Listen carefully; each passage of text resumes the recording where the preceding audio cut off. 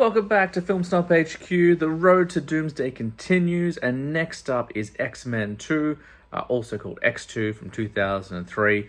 Arguably one of, if not the best X-Men film we've ever got. I actually am partial to First Class a little bit more, which we'll talk about in a few videos' time, I'm sure. But X-Men 2 is fantastic. If you haven't seen it, of the original trilogy, it is the gold standard. The first one did a great job of setting up the universe, establishing those major characters like Wolverine, Magneto, Professor X, all those. But this one takes it to the next level. The opening sequence alone of Nightcrawler invading the White House is sublime. And we should talk about Nightcrawler. He's a fantastic addition, played by the legendary Alan Cumming, who is returning for Doomsday. Apparently he fights Mr. Fantastic. He kind of let that slip in an interview. Nightcrawler is such a wonderful addition. We get so much more story for every character. We get a lot more of Wolverine's history. We learn a lot more about Professor X's time before the X-Men. We get a lot more Mystique kind of doing surveillance and infiltration and kind of spy work, which is fantastic. Jean Grey gets more to play with. Storm gets more to play with. Cyclops still sidelined for the most part, unfortunately.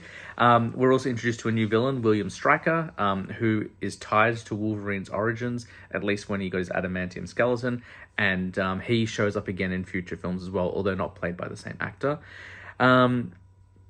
It's just a really wonderful flick. We get more time with the young kids, Rogue, Iceman, and we're introduced to Pyro, who becomes a villain, and he shows up, and he's a much bigger role in number 3 and also in Deadpool and Wolverine as well. It's just fantastic. It really sets up the tension between humans and mutants in a much bigger way than the original movie did. The original movie did a great job laying the groundwork, but this one just takes it to the whole next level. There's so much more mutant powers. Lady Deathstrike also shows up. For those who don't know, she's like a female Wolverine, except instead of knuckle claws, she has fingernail claws. It's very, very cool. They have a very brutal fight. The performances are fantastic. It's everything you want in a superhero film. It's a little bit longer, 2 1/4, which isn't too bad, for a superhero film, but they stuff a lot into it and balance it really, really well. If you haven't seen X-Men 2, or it's just been a while, you want this on your watch list as soon as possible. It's fantastic. It's a strong flick. Okay, so returning for Doomsday. I don't have my DVD today, obviously, but hopefully there should be a little bit of art up here. I'm using a different editing program, so we'll see.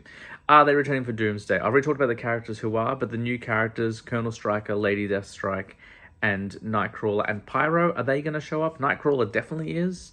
Pyro, maybe. I don't know how much of the Brotherhood's going to show up in terms of Magneto's team, but I would like to see Pyro again. He came back for Deadpool Wolverine. I don't think we're getting Colonel Stryker. I don't think there's room for that in this movie. However, it does look like there are Sentinels, and Stryker, being anti-mutant, is tied to the Sentinels as well, so maybe there'll be a reference. And Lady Deathstrike, maybe. She was in Deadpool Wolverine as well, by a different actor. It wasn't Kelly Hu, but they did have her as well, so maybe. But Nightcrawler, big yes. Pyro, I think, is a maybe. But yeah. Alrighty. Next up is Hulk.